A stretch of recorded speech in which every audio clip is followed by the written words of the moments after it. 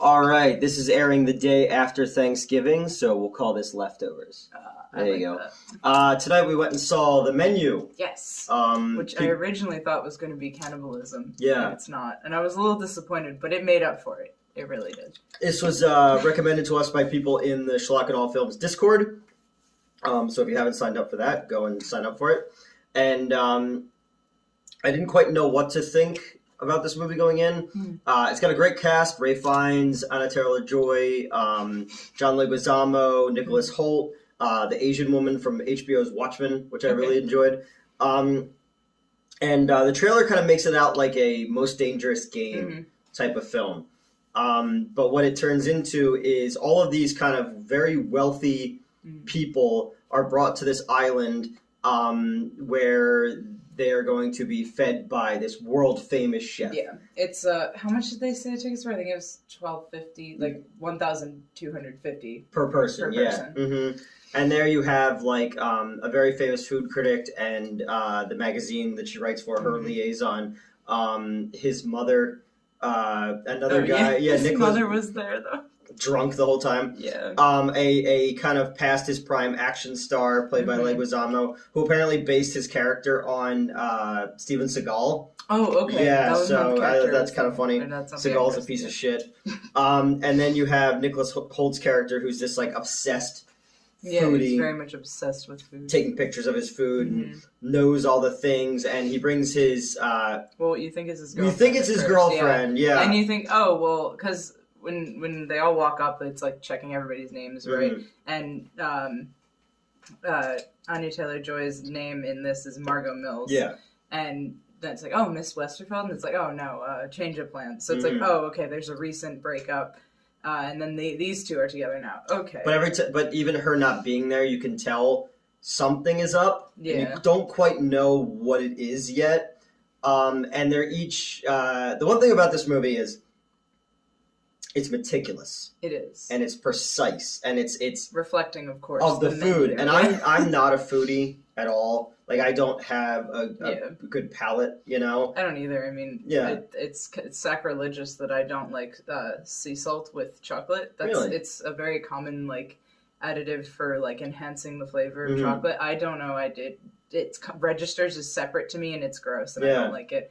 I can't eat onions. I'm incredibly allergic to onions, and I found that out when my Regal Theater was in a mall, and McDonald's at the end of the night would be like, "Hey, you guys want all the burgers and fries and chicken nuggets?"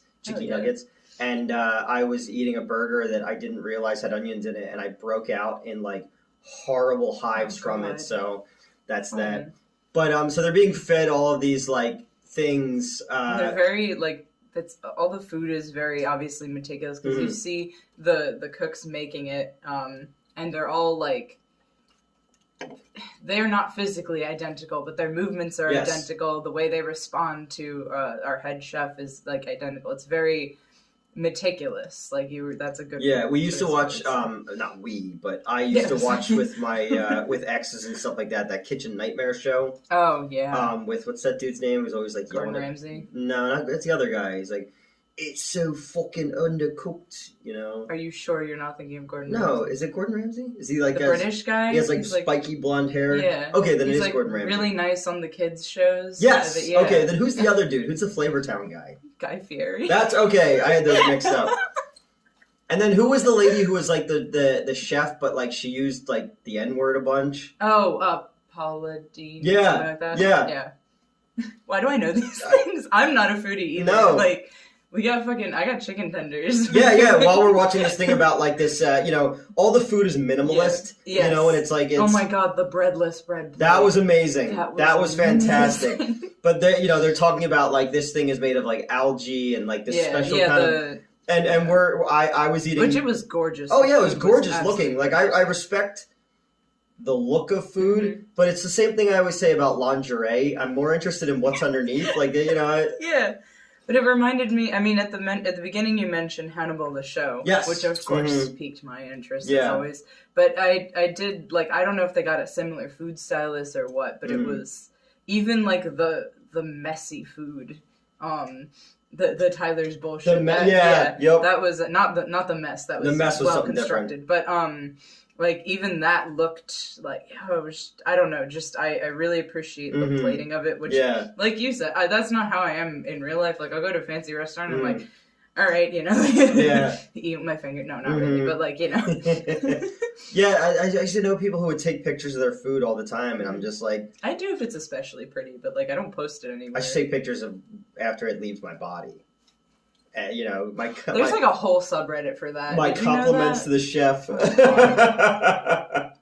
But so they're there, and they all have a connection to the chef, and we don't quite know what it is.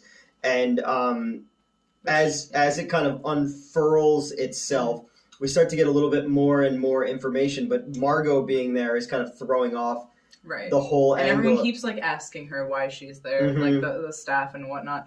Like it's very clear that like people are confused by her presence. Yeah. She ends up getting called into the kitchen, and it's so funny because all this attention on her is making the Tyler, the guy who brought her, obscenely jealous. Yes. Yeah. Because this is like his thing, right? Like this, he's all about the foodie. Because he kept like scolding her not to smoke beforehand because it like deadens her palate. Yeah. And, like it's so this is like his life clearly. Like this is his passion. Which is also interesting because as he starts going off about it. And, like, she clearly doesn't know. I'm like, that doesn't make sense. Like, how long have you guys been dating? You don't know this. Till we find out. Yeah, exactly. But I like, they do the, he comes out and he tells a story about bread. Oh,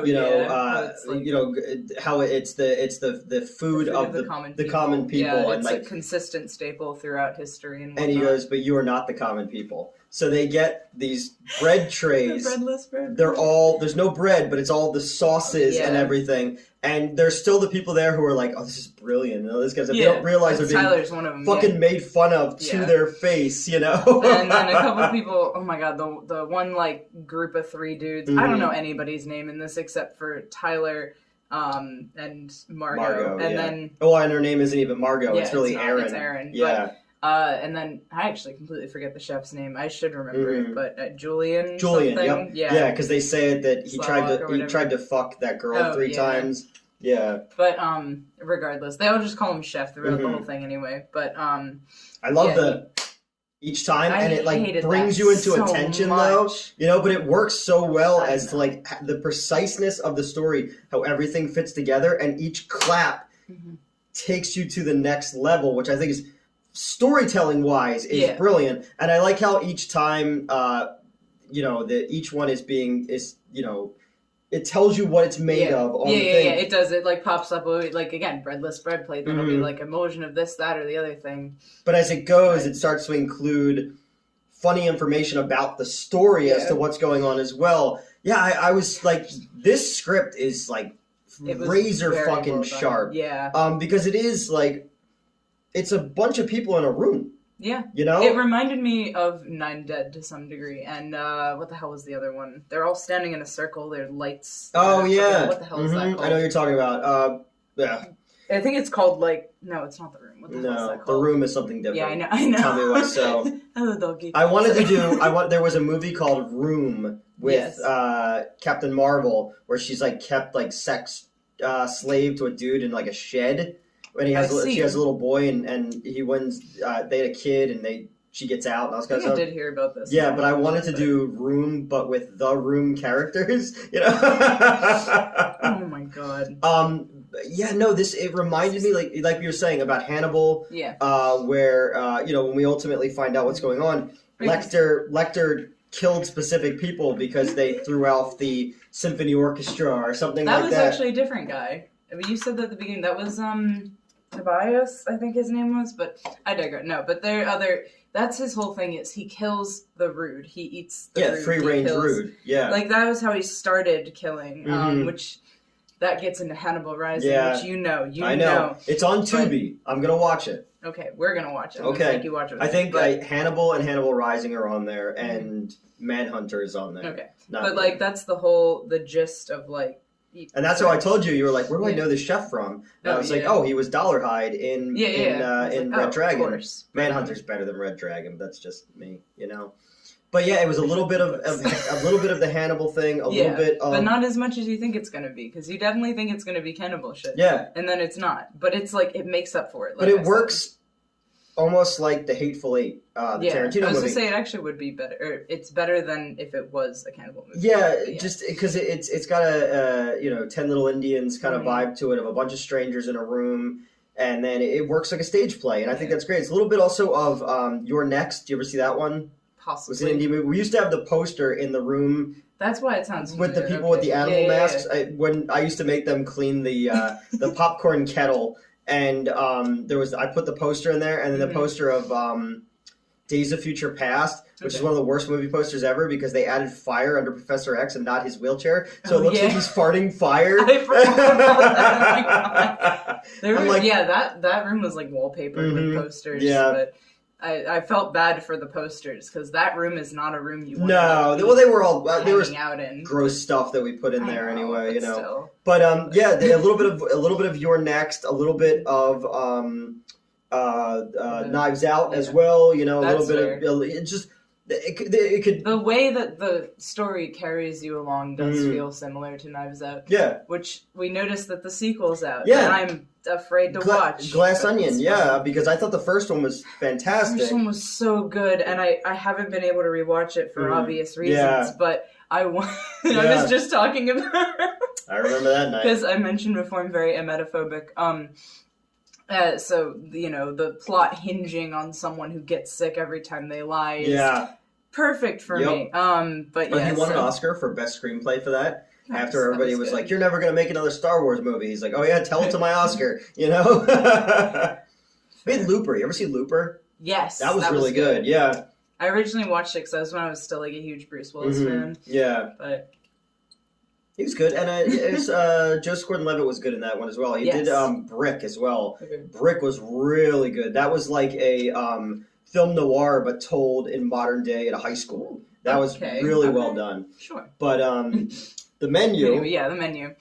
They say a lot. They say the title of the movie, but it's not done in like a painful way. Like it's not like winking at the camera, you know. Like it's more like every time something like seems to go awry to the guest, but was clearly planned by the staff. You know, they'll be like, "What the fuck? Why did this guy do this thing?" You know, and it's like it's all part of the menu. Like, and calm down. Because each time the story is as the food is unfolding to you, so is the theme of this. So I've never been, I've been to nice restaurants with people before, but never like to a degree of this. Yeah. So I couldn't even fathom. It kind of felt like an inverse, like those murder mystery dinners. Yeah, exactly. Where like someone dies at the beginning and you have to figure it out. It was kind of the inverse of that, but it was clear that like it had that overarching like there's a story to this, and they say that clearly. And in the end, the story was like, wow, and then you have he tells his story about Taco Tuesday. Oh yeah, the Taco Tuesday. Where he's like, every Tuesday was Taco Tuesday, and his dad tried to strangle his mom with a phone cord. Yep, and then he stabbed his father in the thigh with kitchen scissors, which then, of course, visually immediately followed by. Scissors going into all the chicken. Yep. All the chicken thighs. And they each have like the bread. What was it wrapped in? Oh, the tortillas. Oh yeah, the tortillas. He was like, oh, we've laser printed thing like burn. The burn laser. These things. But I don't know who I'm talking to. Each one is specific. But each one is the like two people who watch this. The two people other than us who watch this. And all my coworkers, I talk about this at work all the time, and they're like, can I see this? I'm like, sure. Yeah, go ahead. You're going to learn things about me, but I don't particularly care. But trust me, if I worried about what people thought, I wouldn't be this, But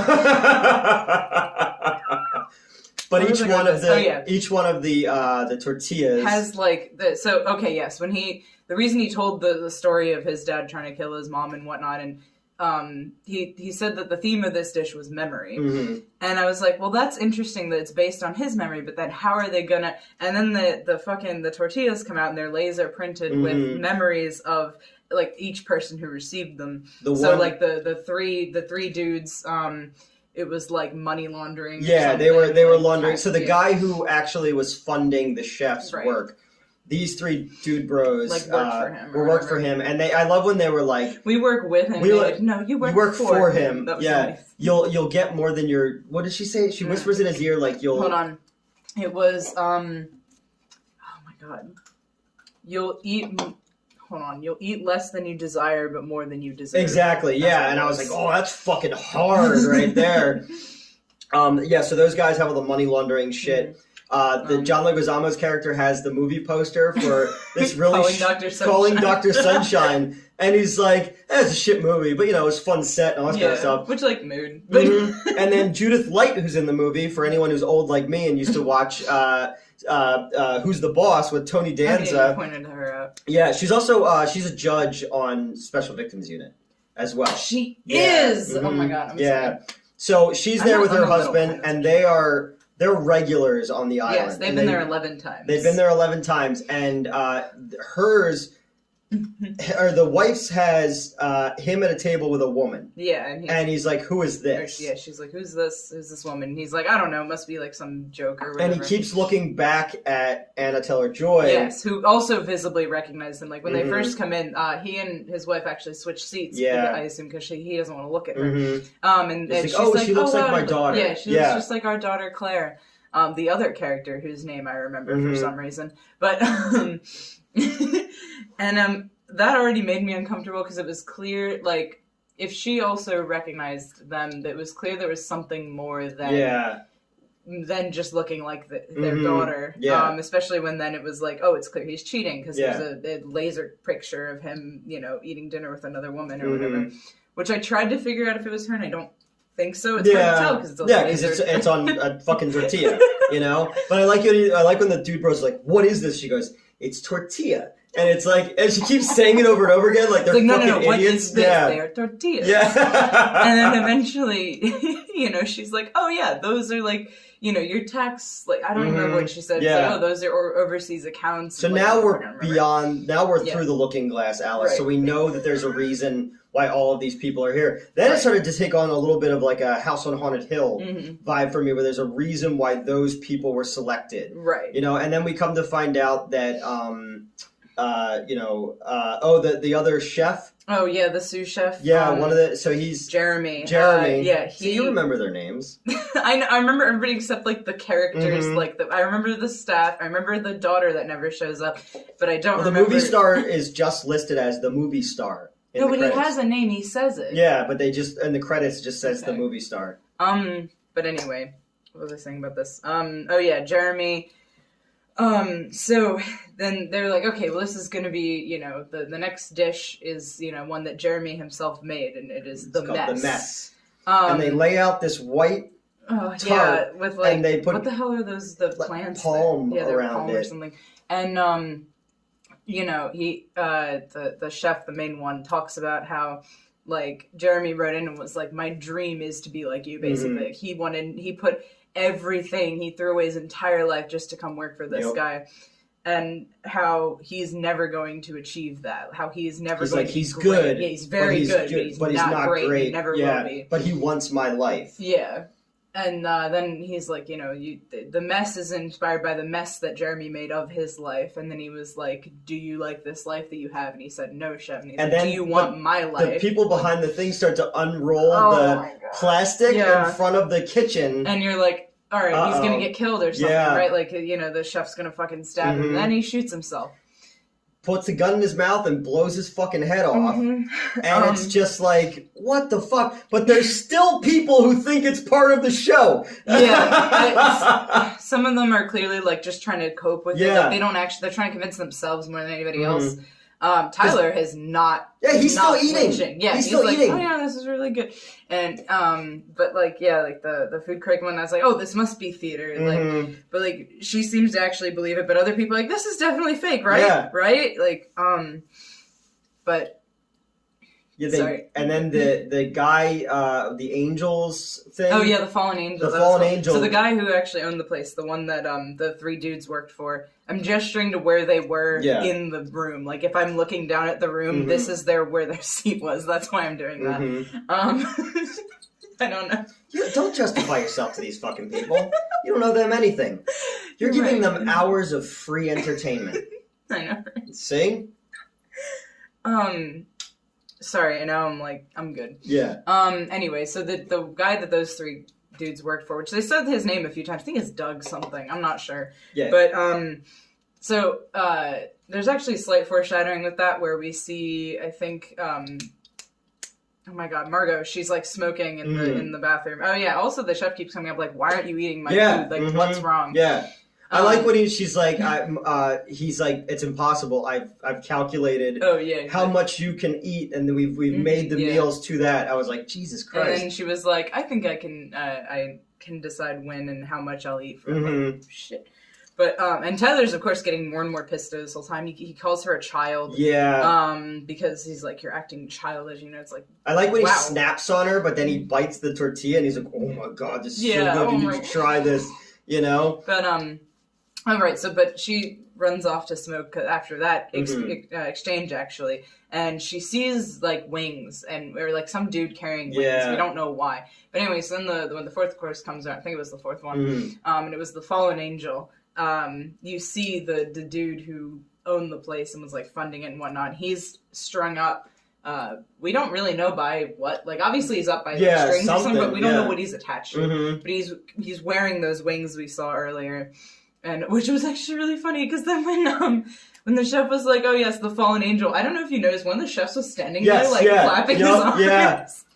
He looked like one of the. Remember they used to do that Victoria's Secret thing where they would wear like underwear and the wings. It was those kind of wings. But Sonny he drowns the guy. Yeah, he just lowers him into the water and drowns him, which was of course freaked everybody out. But the three dudes especially were like, "What the fuck? Like he kept you afloat during COVID." Yeah. Which is like the one COVID reference I will accept. Yes. Well, because these people are all so superficial. You know, and that's the other thing. And just, even the food critic and that guy, like, speaking about Greek philosophy and all this kind of stuff, it's like people who just love, you know... Well, it's like how wine snobs... Wine snobs, I don't even know where I got... Anyway. Yeah. Are, like, scientifically, like, bullshit. I detect a hint of mahogany. Yeah, you know? it's like, there is... I don't remember I remember reading about it, but I don't remember what it is now. But, like, scientifically, like, all that elitist shit, with wine at least, is bullshit. Yeah. Is something to some... so it invoked that. You know what? You know what? Fuck it. You know what I'm talking about? Movie critics. Oh, boy. Who the fuck... You're watching this right now, okay? But think back on... YouTube movie reviewers, all right? Think about James Rolfe. Think about the Nostalgia Critic. Think about fucking all these guys, all right? CinemaSins, I don't remember. Yeah, like the CinemaSins shit. Do you know how many movies I love that are fucking garbage? And do you know how many movies that people swear by that I fucking hate? That are just, like, boring at best, or, like, okay. Like, they're good, but... You put on a movie... Like, there'll be times where I'll put on a movie that's a serious movie because I want to feel something or I want to be immersed in art or whatever. Every fucking one of these YouTube motherfuckers, including myself, it's an echo chamber. Mm-hmm. It's... You will watch somebody who sees things like you. Or you'll watch somebody who you are so polar opposite of because you want a reaction out of it. Yeah. Like when people talk shit about Batman versus Superman or something, I get mad because I'm like, I know you liked it, but criticism at its heart is fucking bullshit. All of it is such fucking garbage that people think that they're fucking professionals because they can you get a wax poetic about fucking House on Haunted Hill, whatever. It's like, oh well, you know the Frank Gehry architecture represents blah blah blah. What? I'm gonna go see a fucking movie and I'm gonna go, I like that. For 2 hours, that gave me something. I'll sit down and watch a fucking Italian horror movie that is just awful and sexist and homophobic, whatever. But in that time, it's got cool music, it's got cool gore, it scratches a particular itch at a time in your life. You know, oh, you can't like this anymore because they say faggot in it. And it's a movie from the 80s. No, I'm just saying. No, you know what I mean? Like, People who can't like Monster Squad because they said it. No, it's a fucking time capsule to a time and place when that was acceptable. And if we take that away, then we say, oh, that never existed. There was never that. For people to start to fucking talk like this online and to make it that their opinion is so much more high and mighty than other people, it's such fucking bullshit. It really is. Like, we'll sit here and we'll talk about a fucking movie. You're not a film critic. No. How many movies do I tell you about? I've spent my entire fucking life watching movies, reading about movies, thinking about movies. And then I meet people who are like film people. Yeah. Okay? And as much as I think I fucking know, I know nothing. I know fucking nothing. I don't know anything about the French Nouveau filmmaking and all that kind of shit. No, I love exploitation. I love horror. I love 80s comedies. I like when things were less PC. Is that how I think? No. Is that what I believe they should be in the future? No, but it reminds me of a time and a place, you know? So it's just like anytime that people like think that they're the end-all fucking be-all for film criticism, no. All this fucking is, the only reason that people watch this shit is because they want to hear people who are like them having a conversation. A podcast is like being a ghost. It's people having a conversation and you having something to add to it, but you can't. Yeah. And that's all it is. So stop fucking thinking you're better than anybody because you have a nice set or editing and all that fucking bullshit, because all this stuff is just fucking your personality. That's it. You know nothing more than anyone else. Knock it the fuck off. Back to the menu. I've been sitting on that for a while. Are you really? Yeah. I didn't notice. I get angry. Everybody thinks that they're so fucking smart, and if you like tits and gore, you're a fucking scumbag and stuff like that. No, that's what I like. I've been working every fucking day since I was 15 years old, and when I come, the world is on fire. I don't get laid enough. I don't have enough money. If I want to fucking come home and watch Scream Blackula Scream, I'm going to watch Scream Blackula Scream. Fuck you. Oh, my favorite movie is Stanley Kubrick. And it's like, All right, we're done. Back to the, you brought me my bucket. I did. I brought you I left.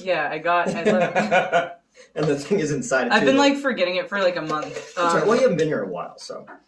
I was here like 2 weeks ago, I think. I don't know. You all right? Yeah. All right. So, we get to the angel guy's dead. Yes. Which he like savored the silence of it. The chef did. And so did Tyler. And because he wanted, and his thing was, and this is when you start to see this aspect of it. Sorry, I don't mean to jump on you again. No, you're fine. And be loud. I apologize about that. I just have a lot to say. I've been reading a lot of shit recently online, and I tend to avoid things that people say. But I know. But sometimes people send it to you too. Yeah, I know. But it's just like, again, it's just if you like something, don't ever be ashamed. If you're not hurting yourself or anybody else. Yeah, cringe culture's fucking dead. Yeah, I'm going to do a whole video about, I don't believe in guilty pleasures. Yeah. I believe that if you like something, you shouldn't be ashamed if you like it. Like, if you like kiddie porn, no, go fuck yourself, you know? I'm just saying. No, you're right, absolutely. Yeah. But, like, if if your favorite movie is, like, some kind of fucking garbage. Like, again, I have posters on my wall, like, Ship of Monsters, the Mexican horror movie. Certain things speak to certain parts of ourselves, and I don't believe it. You love fucking hard music, but then you also like shit that's not. Yeah, not to ruin the illusion. Yeah, but I mean that's the whole thing. Is like we all of our lives are a collection of things, and what makes us what we are. And anybody who's just one fucking thing, it's like dudes with beards. It's like you have a beard that you're really proud of because you lack a personality. And that's the thing, No, I know what you're talking about. So it's just one of those things where I just don't believe in guilty pleasures. I'll watch fucking Killer Clowns from Outer Space until the day I die, I'll watch Manos the Hands of Fate. I'm fucking remaking Plan 9 with puppets because this is the kind of shit that gets me off, It's the only thing that makes sense in my life is this bullshit. So when people go on and tell you that something's bad and what about storytelling and all that kind of stuff, why? As long as I can turn my brain off, but like as long as I can just not be here. Yes, exactly. While, that's why I don't have to hear about Donald Trump. I don't have to hear about global warning. I don't have to hear shutting down. Yeah, exactly. Twitter's on fire. Fucking. It's just one of those things where it's like, I don't do drugs, but I fucking get it. Yeah. I fucking get it why like, people same, do like, drugs. I'm not yeah. really, I'm not really into like chemical vices, but like, I mean, that sounds so cool. Yeah. But like, you like, that's why I get obsessed with things. That's why, like, back when I was like 11 to 13ish, I thought I was an elf. I literally just turned it because like that part of my life fucking sucked. Yeah. So you know what? Fuck it. I'm in Middle Earth now. I'm hanging out with the elves. Exactly. Fucking why not? Exactly. Until you found out that there was women and brown people there. And then I just couldn't get into Lord of the Rings anymore. Yeah. Once I found out, fucking gatekeepers. Like Arwen wasn't my fucking bio-awakening. Yeah. I just love the idea that like people can accept like fucking trolls and magic, but they can't accept black people. Right? Like, you know? It's ahistorical. Yeah, it was whatever. You know? I used to, when the first Black Panther came out, I was having a conversation with somebody. When I was a kid, I had a friend who lived around the street. His name was Mark. Okay. And his parents were super racist. All right? So when I brought comics over, I wasn't allowed to bring over anything that had, like, certain types of people in it. Right. And I remember bringing over a comic book, and it had like a kung fu guy in it. And they were like, "Oh, we don't, I'm not allowed to read these things." And I was like, "Well, what's wrong with like yellow skinned people?" And I'm not saying this to be offensive. I'm just saying like look at it in a comic books. Everything is primary colors. You can accept Beast, he's blue. You can accept Hulk, he's green. You can accept, whatever. But it's like, people who are brown or green is a bridge too, or brown or yellow is a bridge too fucking far for you, Right. That always bugged me when I was a kid. And again, it's like I remember telling my grandmother that, and my grandmother just giving me a hug and a kiss and saying, "You have such a pure soul." And I didn't get it. Like I didn't understand you didn't understand why. No, because I didn't. Well, again, yeah, like racism is taught. Yeah, and unfortunately, and that's the one thing is, you and I have had this conversation. I let you read a script, so I was hired. I was hired to write a comic book. We'll get back to the menu. I was hired to write a comic book by a pretty well-known comic book writer, and you sent me the premise. Yeah, and you did not. Bad. Yes, because it involved a trans person, and specifically, it was handled very poorly. It leaned into a lot of like transphobic stereotypes. There was just a lot. Yeah. There was just a lot there that made me like So I'm a guy. You watch me. You know me. You're watching this. You know that in the last year, my name ain't worth shit when it comes to creativity. I'm a fucking guy who stole people's ideas. I'm a guy who should just be fucking happy that anybody at all is talking to me or watching me. But to this well-known comic book writer and this comic book artist, I said, look, a lot of people who watch my channel are trans. A lot of my friends are trans. Can I offer another solution? Right. Probably if I didn't have convictions and I just wanted a job, I wouldn't have done that. Yeah. And then after I said that, I didn't get a response for 2 days. And I thought, well, I fucked that up. But you held to your morals. It was the right thing to do. It was. And then when he came back to me, he's like, I like it, write it. And then I wrote it and I sent it to you. And you did a much better job. You pulled that off because I was, when I was originally reading, and I read it at work because you sent it while I was at work. And so all my coworkers got to hear this pitch. Yeah. And I was like, all right, well, this is going to be, if you can pull this off. And you did. You actually did. Yeah, you were responding to me last night. Because I get when I hook my phone up to my car, it reads it out loud. So I was like, Your car was just like, hey, you did this. Yeah. So, I kept it just as gory as they wanted it. Yes. Oh, it was I kept the spirit of what they wanted in place, but I told it in a way where it was more... It's not horrifically transphobic. Exactly, yeah.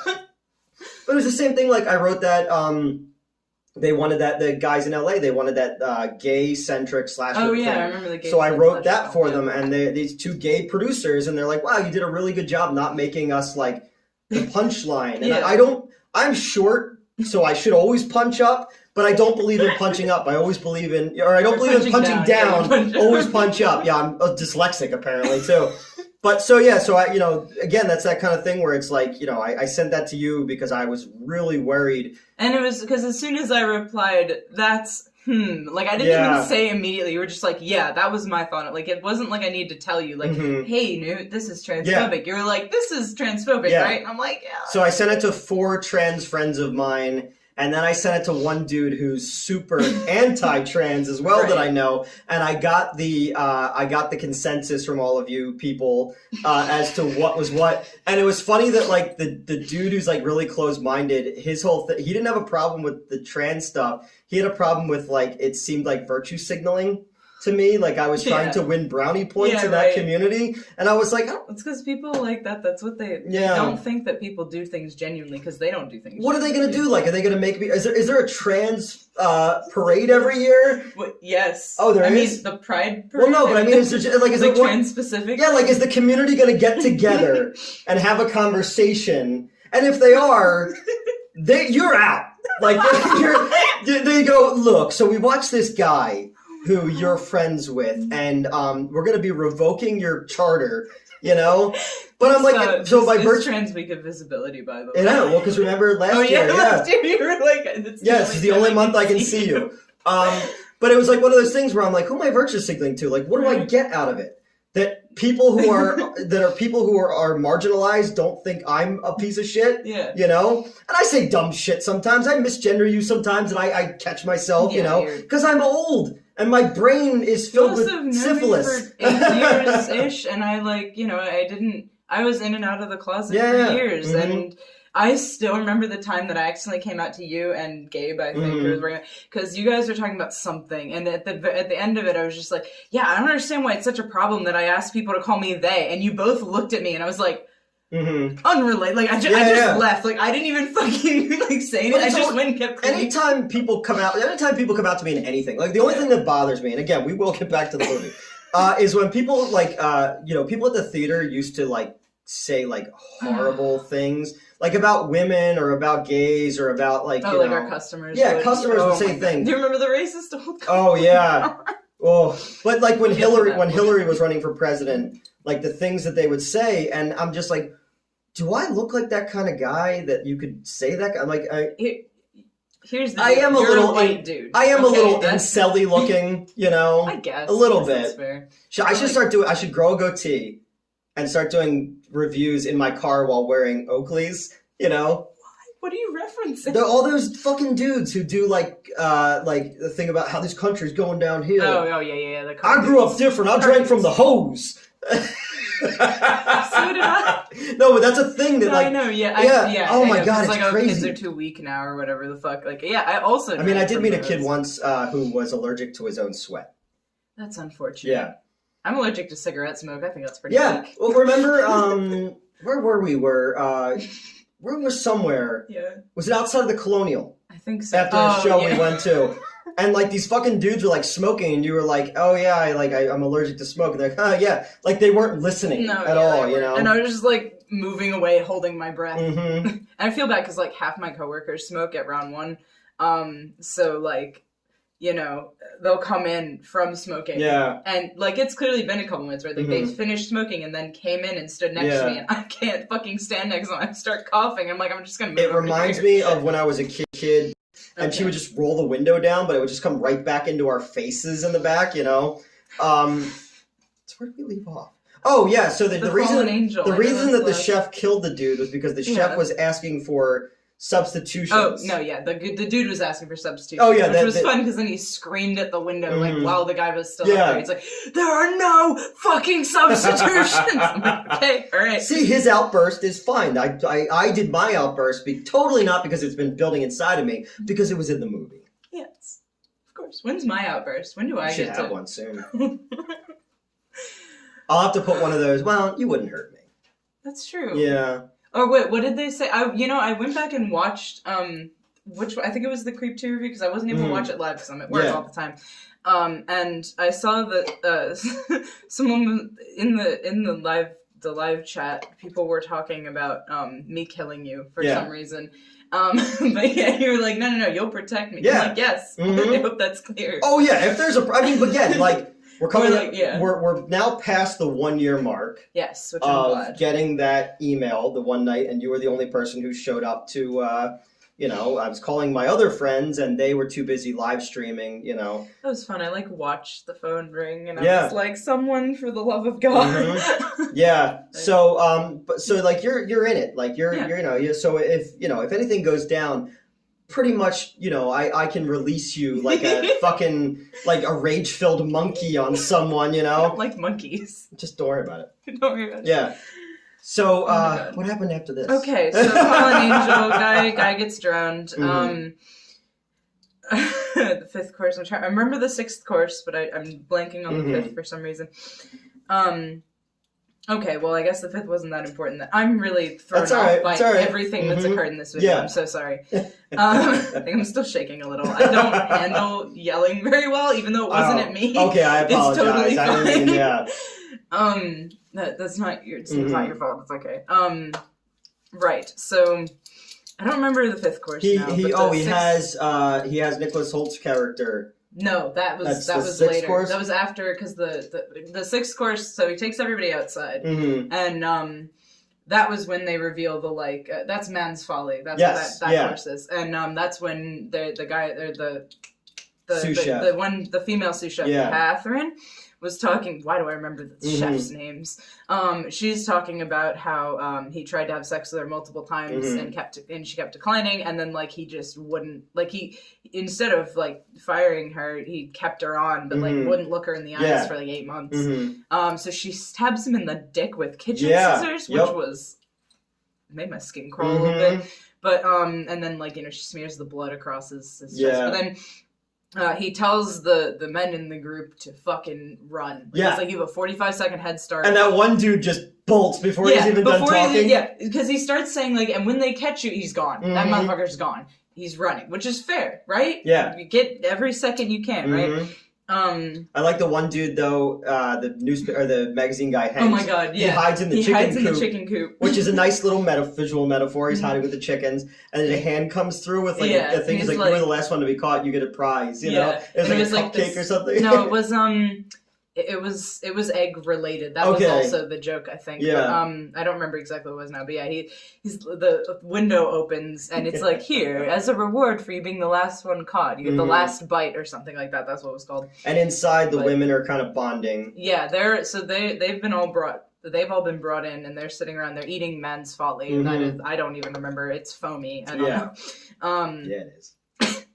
And so they're eating, and this is when Margot reveals that her name is actually Erin. It's implied that she tells the wife, the one that you said was Judith Light's husband.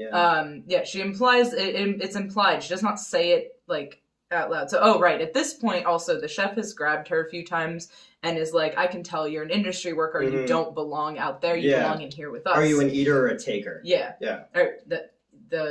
Or an eater or the provider. Yeah, I think he said giver or taker. Top or bottom. Because he basically figured out that she is not Tyler's girlfriend, that she is actually a sex worker who's been hired to be his accompaniment to this dinner. And we talk about how Anna Taylor-Joy is fucking gorgeous. She's so fucking gorgeous. And not even in a sexy way. No, she is too. No. But her face is just so pretty. Her neck, everything, her lines are very Art Deco. You did say that. Yeah, there's something so beautiful about her neck. And I don't know, no, I know. I like necks. It's weird. I love the curves of people, and there's just something very, because she's not very tall, but there is something almost statuesque about her where it's I was a little surprised when you just said that she's not tall, but she's not. You're right. Yeah. But I mean, her eyes are big and expressive, and her cheekbones, and the way that her it just. I think stop looking at her mouth. Yeah. No, she has perfectly, if you drew her into reality, that would be that kind of person. And I just looking at her, I'm just like, wow, that is a stunning collection of molecules, basically, Because men can be stunning too, Right.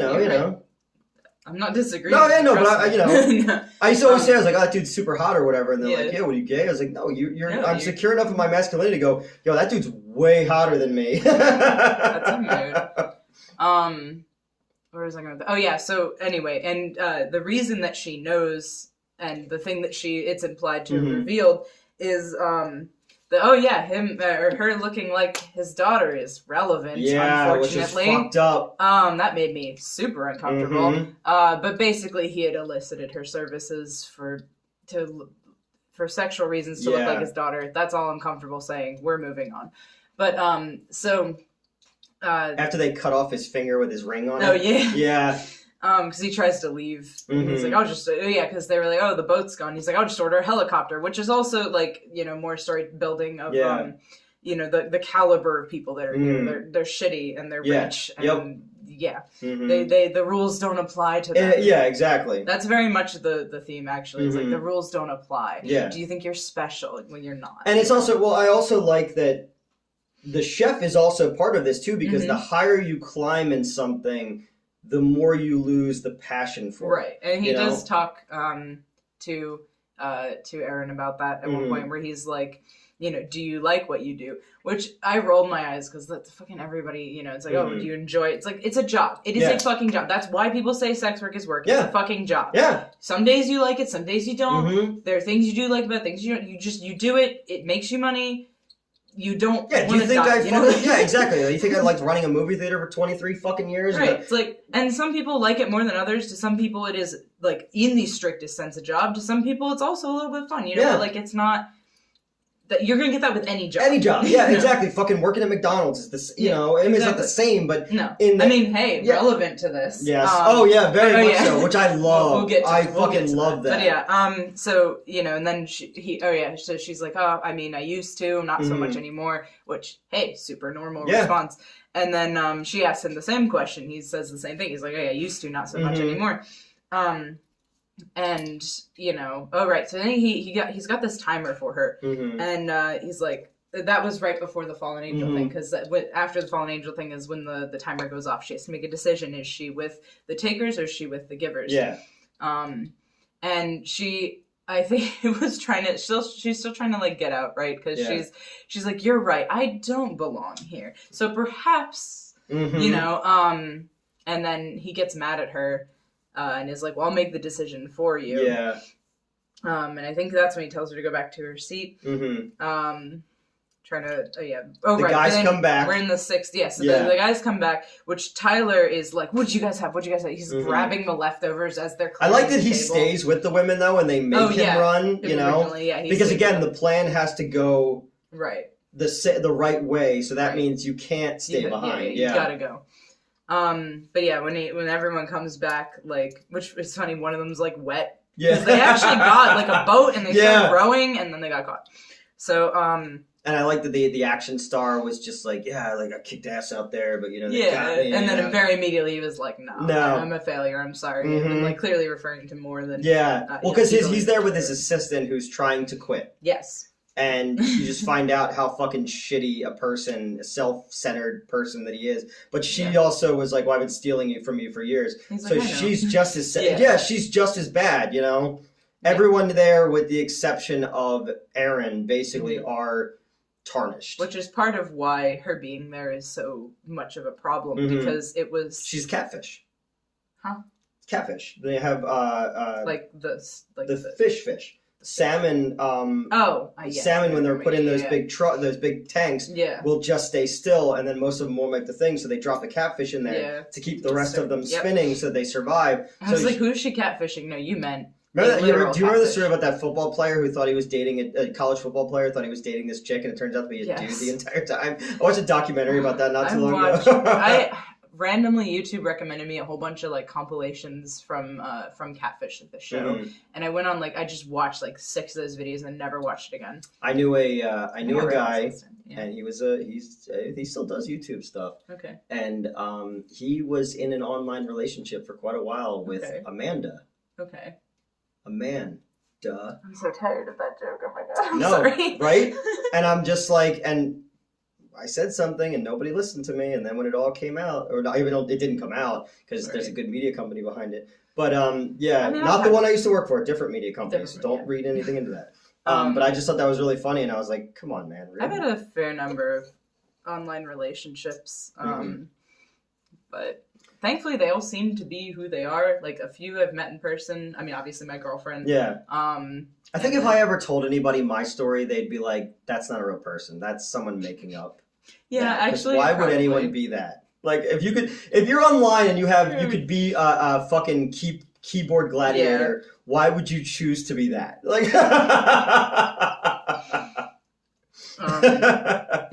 so they come back. Okay, yeah, they come back and so there's definitely like the implication is very heavy that Aaron has told the dude's wife about it because like I don't know she like hands her bag and then he comes and he's like, oh fuck, it's like, caught, bitch. So and then also then it's revealed, so we talked to Catherine a little bit more. And the food critic is trying to like get out of this, right? Yeah. And she's like, "Oh, like I'll help you start your own thing." Like she's like, "Oh, thanks. You know, the idea that everyone's gonna die tonight was actually mine." And it's like, give me some more fucking wine. Like, let's go. But yes, the guys come back in, and then they're preparing dessert. And so apparently required for the preparation dessert was this barrel. Yeah. Because the chef calls Anya Taylor-Joy back again, and is like, someone forgot the fucking barrel. Yeah. He says it a bit more eloquently than that. And, as Ray Fine does. Yeah. And he sends her to the smokehouse to go get the barrel. And Elsa's the harem keeper of the oil sheiks. What? Elsa. You never hear the Diane Thorne. She was a tall, buxom model actress who played this kind of Ilsa, she-wolf of the SS movies. Oh, and they filmed. Why does that sound? Wait, is that the one in your bathroom? Yes. Wait, no, but I have somewhere in here. But she was in a Ilsa was Diane Thorne, and her husband, the guy who she married, was the director, and he was Jewish. And he made these movies, but he did it like so ridiculous because they used the sets of Hogan's Heroes, which was essentially a show about concentration camps. It was done as a comedy.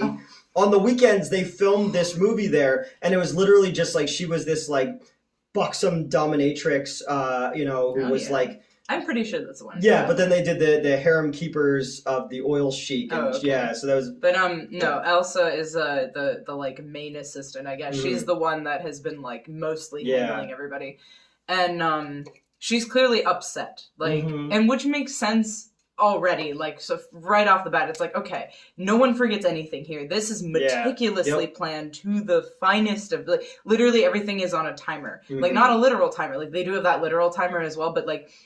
They don't everyone's moving at the same time, like I was saying earlier in that. And that's so the like thing. The concept of her forgetting something is like. But that's what I thought was cool because as you stated, everyone's movements are in sync with the camera, which is in sync. There is this sense of clockwork to everything, which is brilliant.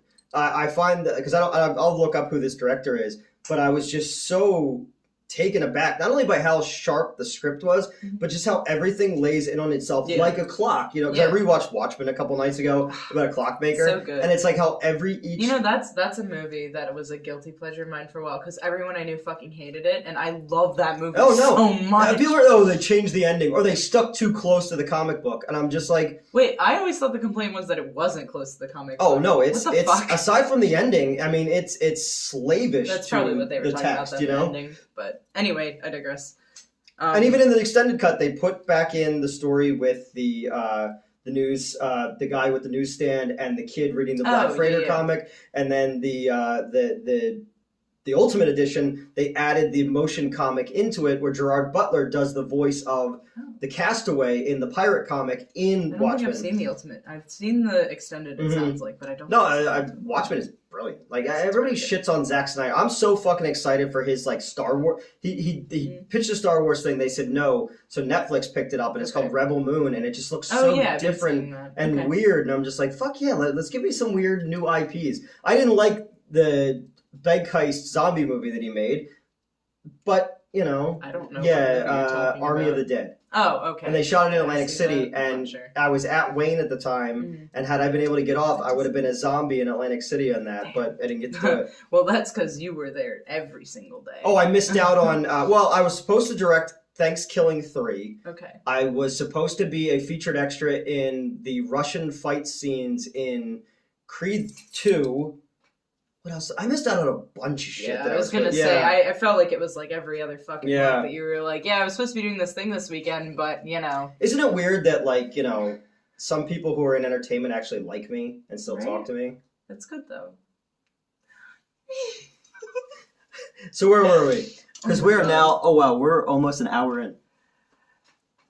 I don't remember what I was saying. Oh, yeah, okay. Hold on. So, all right. Comes back. All right. She's getting the barrel. Mm-hmm. They're prepping the dessert. All I know of it is chocolate. I very immediately saw they're tempering chocolate, which was sick. I want to temper chocolate, but I'd probably fail because that shit's finicky. I can't talk. Fickle? Right. Fickle was the word I was looking for. Fickle? Oh my god. Well, before she goes through the barrel is when the Nicholas Hoult scene happens.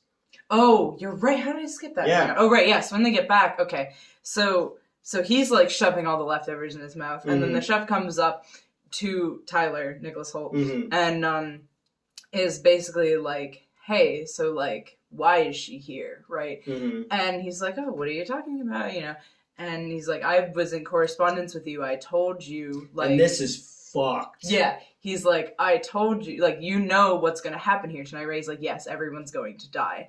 And everyone's like, "What? You knew this?" You know, and of course, you know, the fucking Erin's like, bitch. Especially now that we know that, you know, she was hired to come here. And it was just the disposable people. Yeah, exactly. You know? And he was like, "Why did you hire her here?" Or, yeah, she was like, "What happened to the original girl you were gonna bring?" "Oh, she broke up with me." "Why'd you hire her to come here?" "Well, because you don't seat one person, like you don't seat single people, or you know." Yeah. And he's like, "So just to be clear, like you hired her to come to die." Yeah. And he's like, "Yup."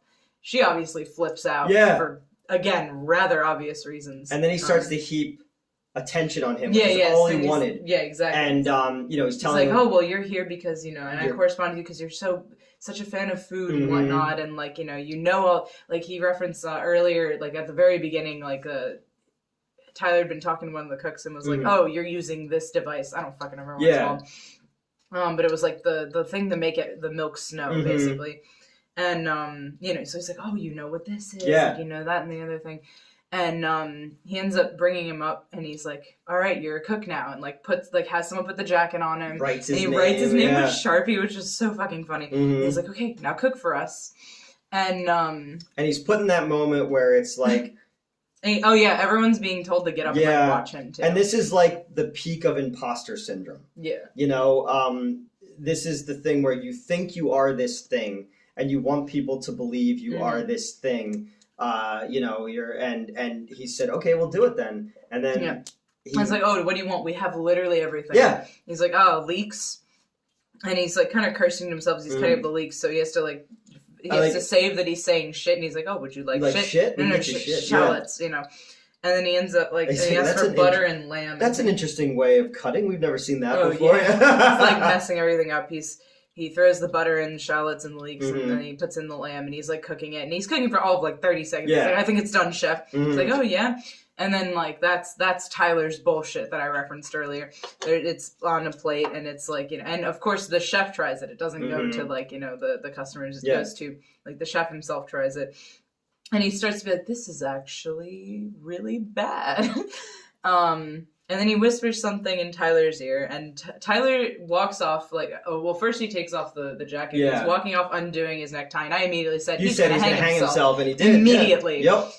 Because I know things, but I drink and I know things. Like I'm drinking Gatorade right now. Well, because I gave you... you gave me the Voodoo, but I'm very sensitive to caffeine, and, you know... So I don't drink soda very often, but I tried these, and it tastes like Jolly Ranchers. Or Sour Patch Kids. Yeah. Fucking awesome. So the 7-Eleven near my house is like, it's just a Halloween thing, so we're getting rid of them. So I got as many as I could, because I was like, oh, fuck, this... all right, I'll try a sip. Go ahead, try it. I cannot drink all of it, or I will not sleep, but hold on, that's my rings hitting the... Can you just do it? I had to open my ice cream. Go ahead. Oh my god, that tastes exactly like Sour Patch Kids. Right? See? I ain't just whistling Dixie, motherfucker. I told you. That tastes exactly like Sour Patch Kids. Yeah, I was working. That's insane. What the fuck? Yeah, I was doing a trial in Lancaster, and the dude I was working with brought me. He's like, "Here, they didn't have whatever. If you try one of these." And I was like, "I don't really like Mountain Dew," and I was like, holy shit, literally tastes there's a fucking party in my mouth and everyone's invited. Like you're like, oh, it tastes like Sour Patch Kids. I'm like, okay, it's gonna have that fruity. It has the weird Sour Patch Kids aftertaste. Mm-hmm. What the fuck? So I bought like 5 or 6 of them because I was like, I'm gonna go through withdrawal. It's gonna be like fucking, Requiem for a Dream. I'm like, well, now you're helping. It got cut out, but from a different video. But you're helping me achieve my goal of trying every possible Mountain Dew flavor. That's right. So, why did that get cut I don't know. I don't remember. Editor. But so he hangs himself. She finds his body swinging when she goes to get the barrel. Yes. But when she goes to get the barrel, she finds the shortwave radio. Well, you're fast forwarding a lot. First, she grabs a knife. She does not bring the barrel. Yeah. Well, she ends up bringing the barrel back. But first, she comes back and she fights Elsa. Yes. And because Elsa's like, you're not gonna replace me, and she's like, trust me, I don't. And then she starts fucking fighting her. So she ends up killing her like a little bit, but I don't want to say by accident because obviously like they're fighting, but like self-defense. That's the word. Thank you, self-defense. Where like she's actively trying to stab her and she manages to shove the knife in her instead. Which like the knife pulsed with her. I like that detail. But anyway, so then what was also kind of interesting about that is when she comes back in, it looks like the set that they've been in, but it's completely empty. Yeah. Like there's all the tables and chairs and shit, but like there's nobody there. So anyway, that's when then she steals the key off of Elsa and gets into this silver door that they keep referencing. That's his living quarters. No one's allowed in there, yeah. And that's where she finds the shortwave radio. She calls for distress. She also sees like his history of cooking and sees that at one point he was flipping burgers on a grill. Yeah, and he's just like, it's the only time he's smiling. Yeah, that's the only picture he's smiling. You're right. And he's wearing like the kiss the cook kiss the cook thing, is cute. I like that. And he's making hamburgers. Yeah. And that's where I'm saying the McDonald's thing is relevant, but it comes again later. We'll get there. So she ends up like, bursting back in with the barrel, and then like, sitting down. Like half the cast is fucking bleeding at this point because she got slashed by Elsa. The one dude got his ring finger cut off. Chef's got the blood across him from getting stabbed in the dick. I don't even know. Oh, the fucking birthday. Oh yeah. So the Asian guy with the 3 dude bros, they sing happy birthday and they bring a cake out and he's like, you told me it was my birthday. He's like, it was funny, like 3 hours ago. But that's what I like so much about this script is it's deadpan in its delivery of everything because it's a farce. Yeah. It's horrifying and you feel uneasy for these people and the story as it's unfolding and everything is becoming more and more coiled spring. But it is also really, really funny, too. Yeah. Like, there's this black comedy to it that really works. And that is interesting because it breaks the tension, but it doesn't break the buildup. Exactly. Yes, exactly. Because, like, you're still, like, curious about the last dish, the dessert or whatever. Yeah. That, again, we saw was chocolate-related. Oh, yeah. And, but also now we're laughing because, of course he fucking did that thing where y'all go with your friends. Oh, it's his birthday. Yeah, yep. So, all right. So, they're like building up to it. And then they're cooking the dish, like the dessert. And fucking then Anya Taylor-Joy stands up and claps. She does the one clap, which I hated that. No. I totally get it. The guy showed up first. Right. The guy showed up. Oh, my God. Someone from like the water patrol, what do they call Coast Guard? Coast Guard shows up. Yeah, he shows up, you hear the boat, and they're all like, so and the chef is like, it's not going to be, they start covering anyone who has blood on them. Yeah. They put like an apron or like a bib over her and stuff like that, and and he's like, it's futile to like ask for help, basically, like pretend nothing's wrong or he's going to die.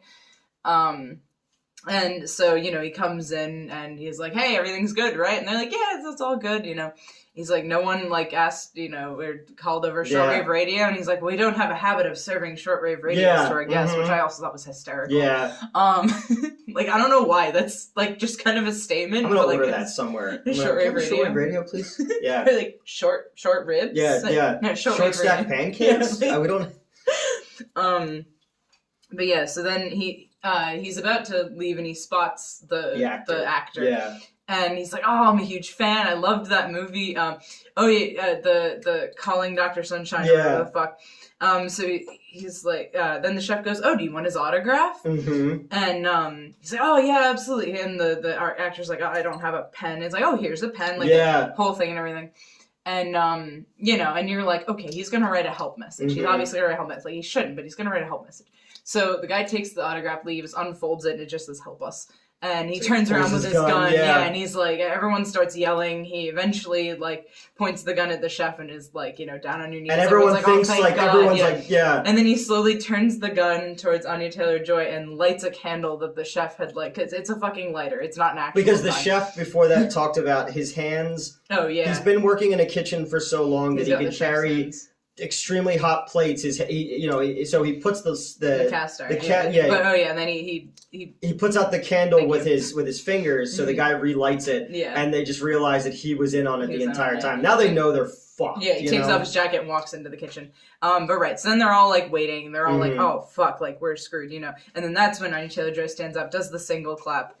And then, so now everyone jumps to attention because they've been accustomed to, even the fucking cooks do it. Yeah.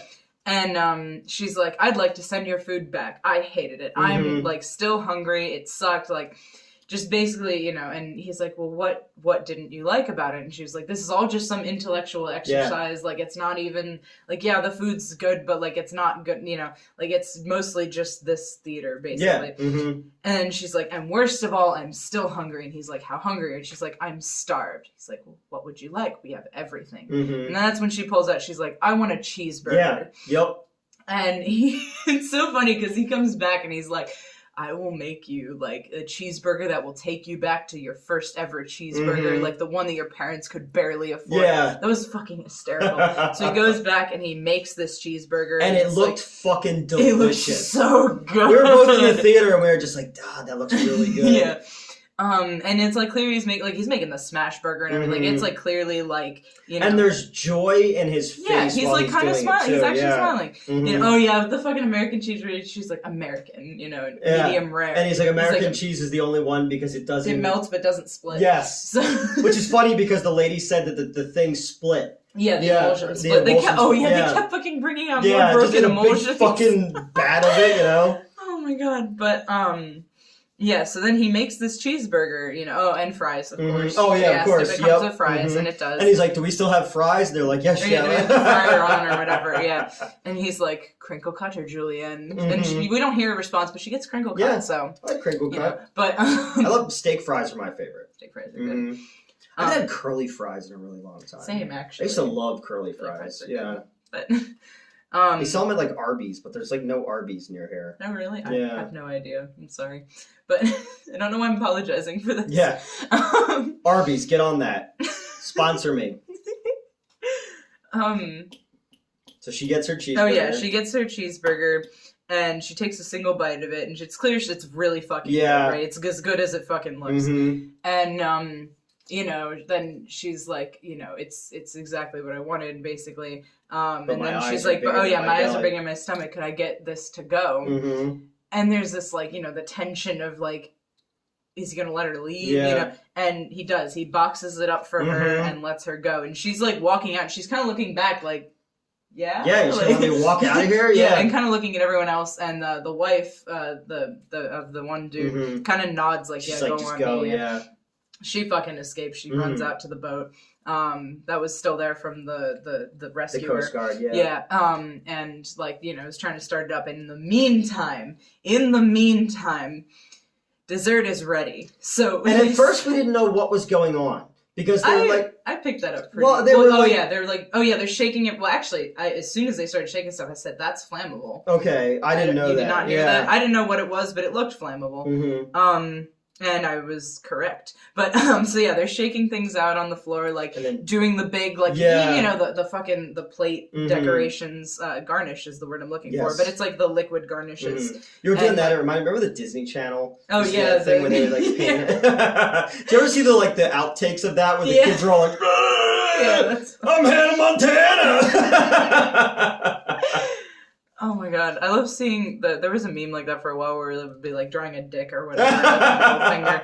But anyway, so yeah, they start like, painting, decorating the room as if it were a plate. And he's talking about that as he's going, where he's like, he's talking about s'mores, because we see them, which we literally were talking about while we were in line for concession. Because I got Turkey Hill has this really good like s'mores ice cream, where it's like it's graham cracker ice cream with, I think, bits of graham cracker, because every so often you get like the texture of it, but like it's not like wet, like it's good. And there's chocolate, and then there's the marshmallow ice cream, which I could eat on its own. I literally told you about that as we were standing in line. We were sitting in line getting our terrible movie theater food while they're talking about this fucking culinary delights. But yeah, so everyone starts like getting marshmallows like lowered over, like it's like a big it's like a shawl of marshmallows. And I'm like, oh fuck, it's s'mores. He's talking about how s'mores are like the epitome of everything that is wrong with humanity. You got the chocolate made from slave labor.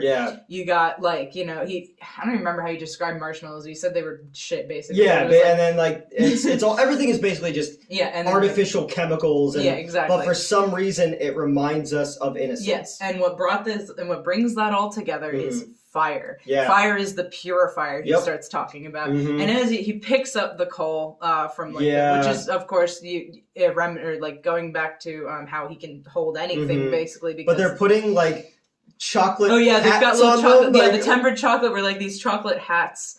And everyone's like clearly accepted their fate, but also obviously still upset because they're gonna die. And man, what a way to go! Like fire is one of the worst, especially if you've got like melted. Not just chocolate, sugar in general. Imagine though, all right, so these people burning you, because that shit'll burn. These people are extremely wealthy and powerful, so they probably would keep that out of the press that they became human s'mores. But like, imagine if like I died that way, and people would be like, "Yo, remember that fucking dude who plagiarized those Monster Madness scripts and then was doing YouTube videos with a trans person in his kitchen? He was turned into a human s'more. Is he okay? No, he's dead." And they go, "You know what? That's a fitting death." It's like how no, actually that's not a all right. No, it's like, but again, I'm thinking about it, it's like, well, I've been seeing a meme with I don't know what the name of the sound is on TikTok, but it's like, glory, glory, what a hell of a way to die. And of course people are using it for like, if you're like, you die suffocated in tents, or like you get your like with the thigh crushing, or like how hickeys will give you blood clots or whatever the fuck. Like that's the joke. It's like, oh yeah, that works. I always just think about Frank Miller's Dark Knight Returns, where he keeps saying this would be a good death. He keeps trying to figure out the best way to die. That's a mood, though. But I think becoming a human s'more would be something. So he does finish up this speech by like dropping the coal, because there was the heap of there were those giant marshmallows on the sticks. They were fun. But he drops it on the like powdered graham cracker, I assume. And everyone goes up in flames, and Anya Taylor-Joy escapes. And, she's out on the boat. She's eating the burger, and she got a gift bag. Everyone got a gift bag. And the one gift bag had the husband's finger in it, which I thought was really funny. But I like. No, it wasn't the husband's finger. It was brilliant. Yeah. Like this was the people who recommended this on the Discord. It was really good. Yeah. And it was a fun way to do a story like this, which was high and lowbrow at the exact same time. Yeah, that's fair. And it was pointing out the how stupid foodie culture is and critic culture is, but also reveling in how amazing, when you think about it, food can be an entire ecosystem.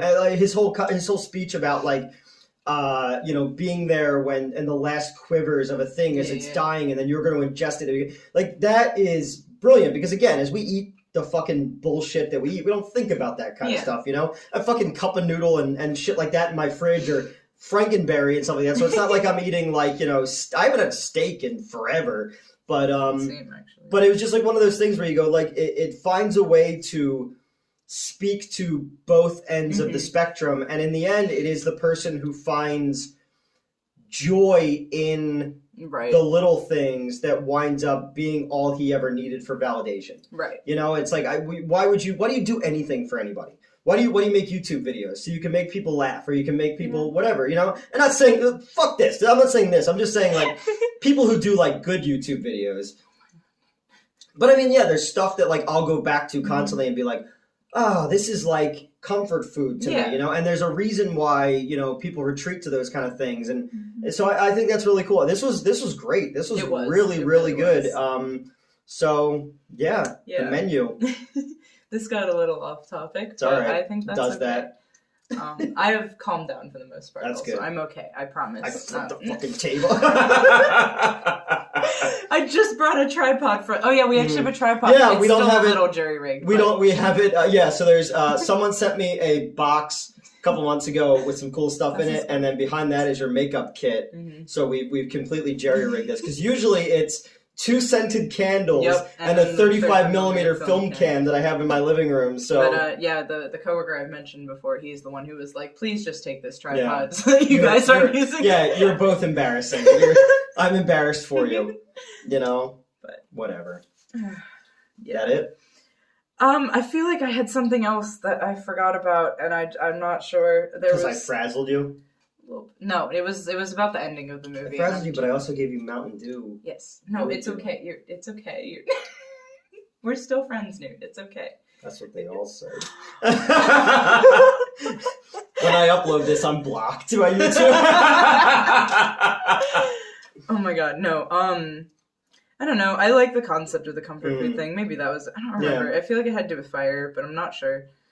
It had to do with fire and her escaping. I don't know. Oh yeah, it was cool because we got to see the whole thing go up, like her eyes. That was really neat. Yeah, that was a beautiful shot. That was a beautiful shot. Very well shot. The whole movie is very clean. Yes. It's very like there are no like excess scenes. Yes, exactly. Yeah, it's tight. It's not minimalist like the food. No. But the whole movie has a very like Apple Store look to it. Like where everything is very like sharp. Yeah. There's a lot of, even with her, like I said about her, like being Art Deco painting, sharp edges to everything. Yeah. And everyone is very restrained because they are trying to impress this guy or impress other people. Like when the actor's like, oh, I'm good friends with him, or the guys at the table are like, well, we worked with him. And, it's always, everything is about the front and the show, but really what's important is the meat of it, Exactly. We all learned a valuable lesson. What's that? Not to do it again, I guess. That's it. Yeah. Bye. Bye.